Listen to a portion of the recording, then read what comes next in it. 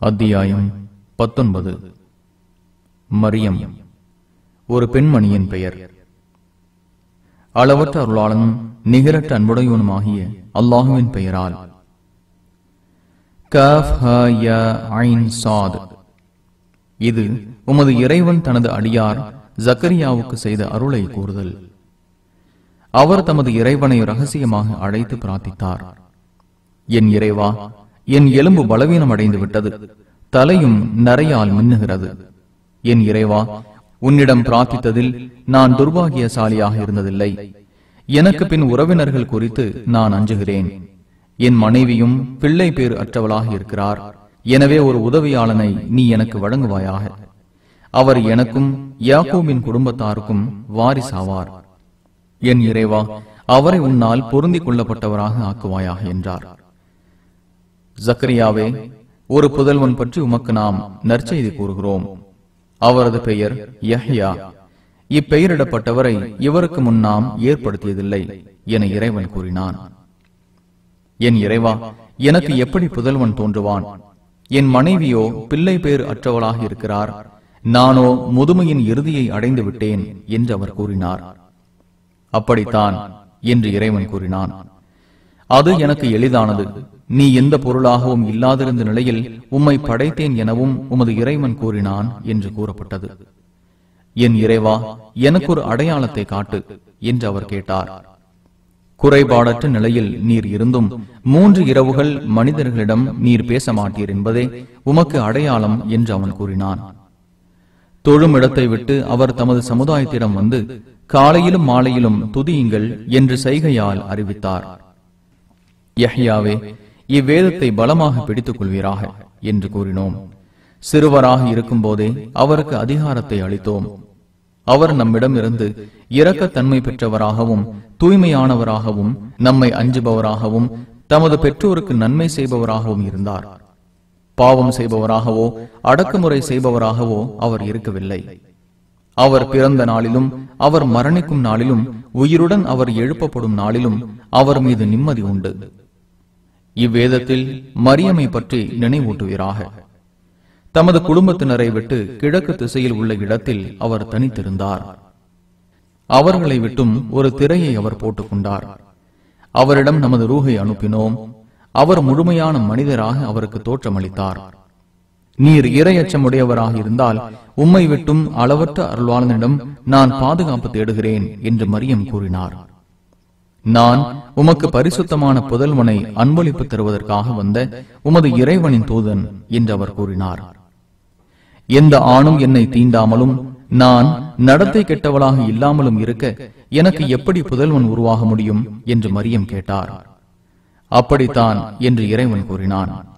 இது எனக்கு எளிதானது. அவரை மக்களுக்கு சான்றாகவும் நம் அருளாகவும் ஆக்குவோம். இது நிறைவேற்றப்பட வேண்டிய கட்டளை எனவும் உமது இறைவன் கூறினான் என்று ஜிப்ரீல் கூறினார்.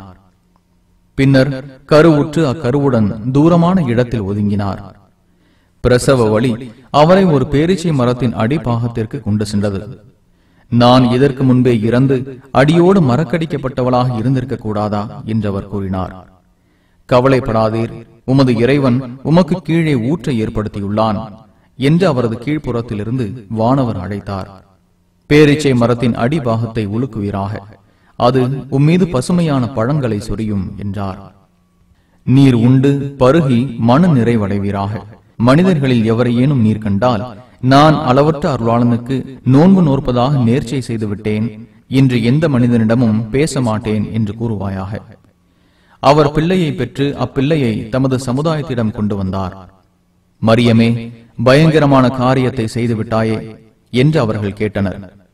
ஹாரூனின் சகோதரியே, உனது தந்தை கெட்டவராக இருந்ததில்லை, உனது தாயும் நடத்தை கெட்டவராக இருந்ததில்லை என்றனர். அவர் குழந்தையை சுட்டி காட்டினார். தொட்டிலில் உள்ள குழந்தையிடம் எவ்வாறு பேசுவோம் என்று அவர்கள் கேட்டார்கள். உடனே அவர், அக்குழந்தை, நான் அல்லாஹுவின் அடியான், எனக்கு அவன் வேதத்தை அளித்தான், என்னை நபி ஆக்கினான், நான் எங்கே இருந்த போதும் பாக்கியம் பொருந்தியவனாகவும் ஆக்கினான், நான் உயிருடன் இருந்து என் தாயாருக்கு நன்மை செய்பவனாகவும் இருக்கும் காலமெல்லாம் தொழுமாறும் ஜக்காத்து கொடுக்குமாறும் எனக்கு கட்டளையிட்டான். என்னை துர்பாகியசாலியாகவும் அடக்குமுறை செய்பவனாகவும் அவன் ஆக்கவில்லை. நான் பிறந்த நாளிலும் நான் மரணிக்கும் நாளிலும் நான் உயிருடன் எழுப்பப்படும் நாளிலும் என் மீது சலாம் இருக்கிறது என்றார். இவரே மரியமின் மகன் ஈசா. அவர்கள் சந்தேகம் கொண்டிருந்த உண்மை செய்தி இதுவே. எந்த பிள்ளையையும் ஏற்படுத்திக் கொள்வது அல்லாஹுக்கு தகுதியானதன்று. அவன் தூயவன். ஒரு காரியத்தை பற்றி அவன் முடிவெடுத்தால் ஆகு என்றுதான் அதற்கு கூறுவான். உடனே அது ஆகிவிடும். அல்லாஹுவே எனது இறைவனும் உங்கள் இறைவனுமாவான். எனவே அவனையே வணங்குங்கள். இதுவே நேரான வழி என்று கூறுவீராக. அவர்களுக்கிடையே உள்ள பல்வேறு பிரிவினரும் முரண்பட்டனர். மகத்தான நாள் வரும்போது ஏக இறைவனை மறுப்போருக்கு கேடு உள்ளது. நம்மிடம் அவர்கள் வரும் நாளில் தெளிவாக பார்ப்பார்கள், தெளிவாக கேட்பார்கள். எனினும் அநீதி இழைத்தோர் அந்த பகிரங்கமான வழிகேட்டில் இருப்பார்கள். அவர்கள் எண்ணி பார்க்காமலும் நம்பிக்கைக்குள்ளாமலும் இருக்கும்போது காரியம் முடிக்கப்பட்டு இழப்பு ஏற்படுத்தும் நாளை பற்றி எச்சரிப்பீராக.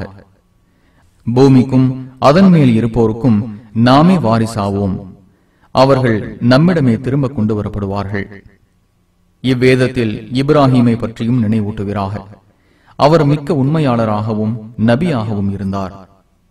என் தந்தையே, செவியுறாத பார்க்காத உமக்கு எந்த பயனும் அளிக்காததை ஏன் வணங்குகிறீர் என்று அவர் தமது தந்தையிடம் கூறியதை நினைவூட்டுவீராக. என் தந்தையே, உமக்கு கிடைக்காத ஞானம் எனக்கு கிடைத்துள்ளது. எனவே என்னை பின்பற்றுவீராக. உமக்கு நேரான பாதையை காட்டுகிறேன். என் தந்தையே, ஷைத்தானை வணங்காதீர். ஷைத்தான் அளவற்ற அருளாளனுக்கு மாறு செய்பவனாவான். என் தந்தையே, அளவற்ற அருளாளனிடமிருந்து உமக்கு வேதனை வந்துவிடுமோ எனவும் ஷைத்தானுக்கு உற்ற நண்பராக நீர் ஆகிவிடுவீரோ எனவும் நான் அஞ்சுகிறேன் என்றார். இப்ராஹீமே, எனது கடவுள்களையே நீ அலட்சியப்படுத்துகிறாயா? நீர் விலகிக் கொள்ளாவிட்டால் உன்னை கல்லால் எறிந்து கொள்வேன். நீண்ட காலம் என்னை விட்டு விலகிவிடு என்று தந்தை கூறினார். உங்கள் மீது சலாம் உண்டாகட்டும். உங்களுக்காக என் இறைவனிடம் பாவ மன்னிப்பு தேடுவேன். அவன் என்னிடம் அன்புமிக்கவனாக இருக்கிறான். உங்களையும் அல்லாஹோ என்று நீங்கள் பிரார்த்திப்பவற்றையும் விட்டு விலகிக் கொள்கிறேன். என் இறைவனிடமே பிரார்த்தனை செய்வேன். எனது இறைவனிடம் பிரார்த்தனை செய்வதில் துர்பாகியசாலியாக ஆகாமல் இருப்பேன் என்று இப்ராஹிம் கூறினார். அவர்களையும் அல்லாஹோ என்று அவர்கள் வணங்கி வந்தவற்றையும் விட்டு அவர் விலகிய போது அவருக்கு இஸ்ஹாக்கையும் யாக்கூபையும் அன்பளிப்பாக வழங்கினோம். இருவரையும் நபி ஆக்கினோம். அவர்களுக்கு நமது அருளையும் அன்பளிப்பாக வழங்கினோம். அவர்களுக்கு உயர்வான புகழையும் ஏற்படுத்தினோம். இவ்வேதத்தில் மூசாவை பற்றியும் நினைவூட்டுவீராக. அவர் தேர்வு செய்யப்பட்டவராகவும் தூதராகவும் நபியாகவும் இருந்தார்.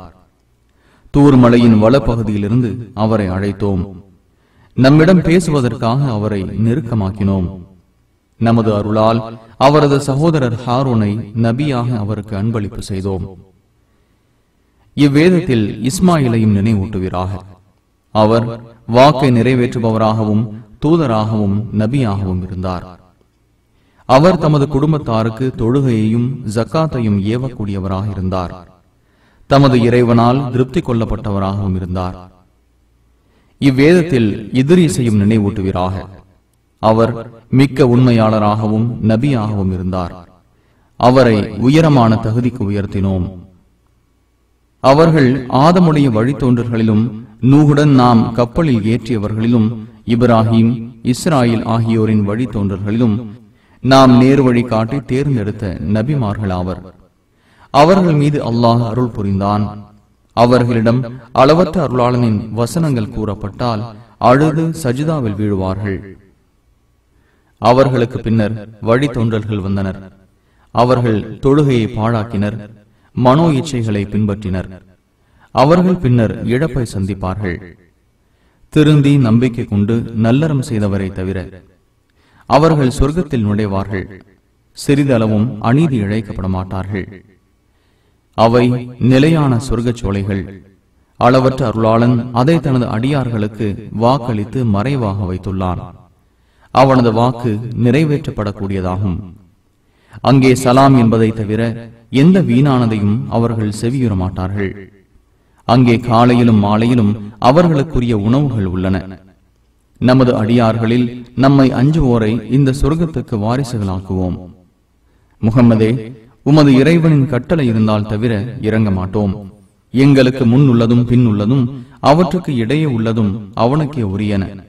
உமது இறைவன் மறப்பவனாக இல்லை என்பதை இறைவன் கூற சொன்னதாக ஜிப்ரீல் கூறினார். வானங்கள், பூமி மற்றும் அவற்றுக்கு இடையே உள்ளவற்றுக்கும் அவனை இறைவன். எனவே அவனை வணங்குவீராக. அவனது வணக்கத்திற்காக சிரமங்களை சகித்துக் கொள்வீராக. அவனுக்கு நிகரானவனை நீர் அறிகிறீரா? நான் இறந்துவிட்டால் இனிமேல் உயிர் உள்ளவனாக எழுப்பப்படுவேனா என்று மனிதன் கேட்கிறான். முன்னர் எந்த பொருளாகவும் இல்லாதிருந்த நிலையில் அவனை படைத்தோம் என்பதை மனிதன் சிந்திக்க வேண்டாமா? உமது இறைவன் மீது சத்தியமாக அவர்களையும் ஷைத்தான்களையும் ஒன்று திரட்டுவோம். பின்னர் அவர்களை நரகை சுற்றி மண்டியிட்டோராக நிறுத்துவோம். பின்னர் ஒவ்வொரு கூட்டத்திலும் அளவற்ற அருளாளனுக்கு மாறு செய்வதில் மிக கடுமையாக இருந்தோரை தனியாக பிரிப்போம். அதில் கருகுவதற்கு தகுதியுடையோர் யார் என்பதை நாம் நன்றாக அறிவோம். உங்களில் எவரும் அதை கடக்காமல் இருக்க முடியாது. இது உமது இறைவனால் நிறைவேற்றப்படும் கடமை. பின்னர் நம்மை அஞ்சியோரை காப்பாற்றுவோம்.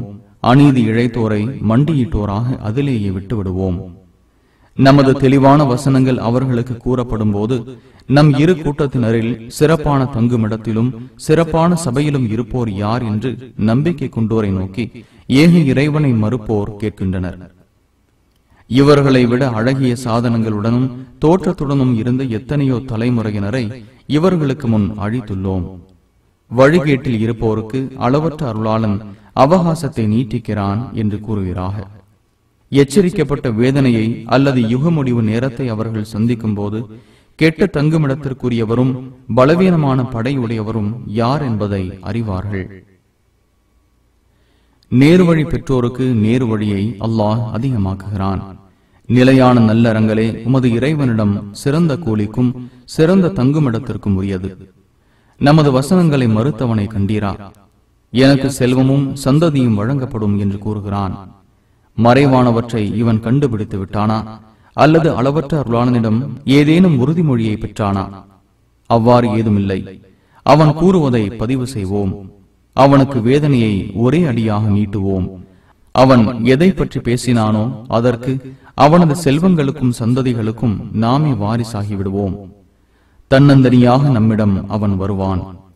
தங்களுக்கு உதவுவார்கள் என அல்லாஹுவை அன்றி பல கடவுள்களை இவர்கள் ஏற்படுத்திக் கொண்டனர். அவ்வாறில்லை. தங்களை இவர்கள் வணங்கியதை அவர்கள் மறுத்து இவர்களுக்கு எதிராவார்கள். ஒரே அடியாக துண்டித்து விடுவதற்காக நம்மை மறுப்போரிடம் ஷைத்தான்களை அனுப்புகிறோம் என்பதை நீர் அறியவில்லையா? எனவே அவர்கள் விஷயத்தில் அவசரப்படாதீர். அவர்களுக்காக துல்லியமாக கணக்கெடுக்கிறோம். இறைவனை அஞ்சுவோரை அளவற்ற அருளாளனிடம் குழுவாக ஒன்று சேர்க்கும் நாளில் குற்றவாளிகளை நரகை நோக்கி தாகமுள்ளோராக ஓட்டி செல்வோம். அளவற்ற அருளாளனிடம் உறுதிமொழி பெற்றவர் தவிர பரிந்துரைக்க எவரும் அதிகாரம் பெறமாட்டார்கள். அளவற்ற அருளாளன் பிள்ளையை ஏற்படுத்திக் கொண்டான் என்று அவர்கள் கூறுகின்றனர். அபாண்டத்தையே கொண்டு வந்து விட்டீர்கள். அளவற்ற அருளாளனுக்கு பிள்ளைகள் இருப்பதாக அவர்கள் வாதிடுவதால் வானங்கள் வெடித்து பூமி பிளந்து மலைகள் நொறுங்கிவிட பார்க்கின்றன. பிள்ளையை ஏற்படுத்திக் கொள்ளும் அவசியம் அளவற்ற அருளாளனுக்கு இல்லை. வானங்களிலும் பூமியிலும் உள்ள ஒவ்வொருவரும் அளவற்ற அருளாளனிடம் அடிமையாகவே வருவார்கள். அவர்களை அவன் சரியாக எண்ணி கணக்கிட்டிருக்கின்றான். அவர்கள் அனைவரும் கியாமத் நாளில் அவனிடம் தன்னந்தனியாகவே வருவார்கள். நம்பிக்கை கொண்டு நல்லறங்கள் செய்தோரிடம் அளவற்ற அருளாளன் அன்பு செலுத்துவான். முகம்மதே, நம்மை அஞ்சுவோருக்கு நீர் இதன் மூலம் நற்செய்தி கூறுவதற்காகவும் பிடிவாதம் பிடிக்கும் கூட்டத்துக்கு எச்சரிக்கை செய்வதற்காகவுமே உமது மொழியில் இதை எளிதாக்கியுள்ளோம். எத்தனையோ தலைமுறையினரை இவர்களுக்கு முன் அழித்துள்ளோம். அவர்களில் எவரையாவது நீர் காண்கிறீரா? அல்லது அவர்களது முனகலை ஏனும் செவியுறுகிறீரா?